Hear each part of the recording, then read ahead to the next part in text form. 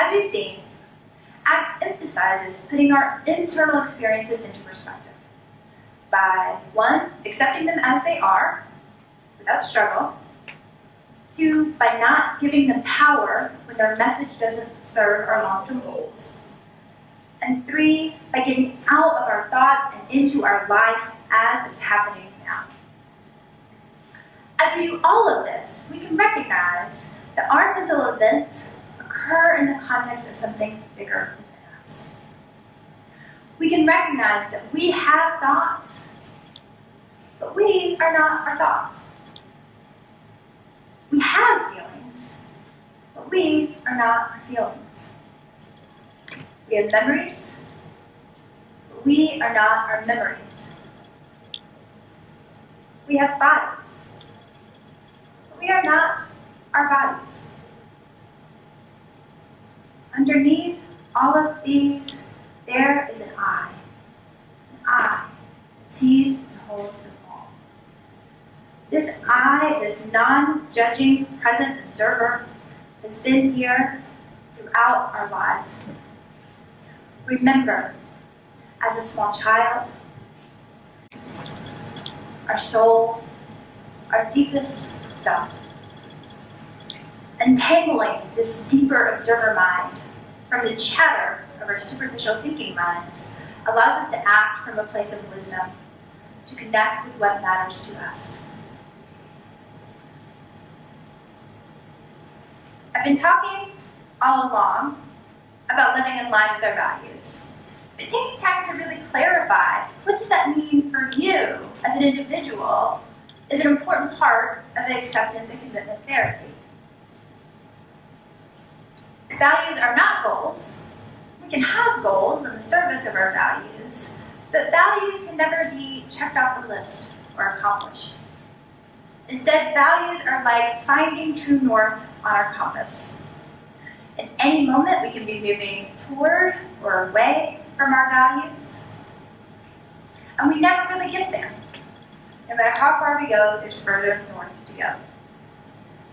As Unitarian Universalists, we've committed to having a shared set of values, the 7 principles.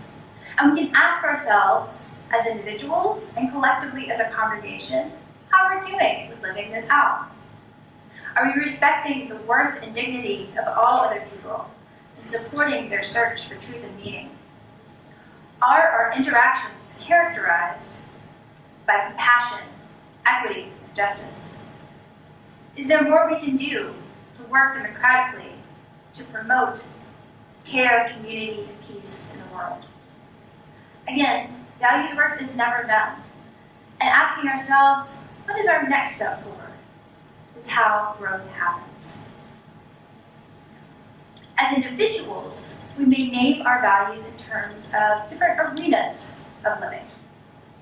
I ask you to take this opportunity now to reflect on, in as specific and practical terms as you can, what matters to you? What qualities do you want to embody in terms of the following domains? Consider how you want to be in your relationships with your partner, your children, your friends, your family members. What matters to you in regard to your vocation, paid or unpaid? Consider your values for your health and well-being, both mental and physical. What do you want to stand for as a citizen of our community and our world? Finally, consider your priorities for your spiritual practice and your connection with your higher power. To help sharpen this image, you might ask, what do you want people to say at your funeral? Not just up on stage, but afterward. As they're slowly walking to their cars in 2s and 3s, what words would you be most hungry to hear about what others saw defined the way that you walked on this earth in your time under the sun?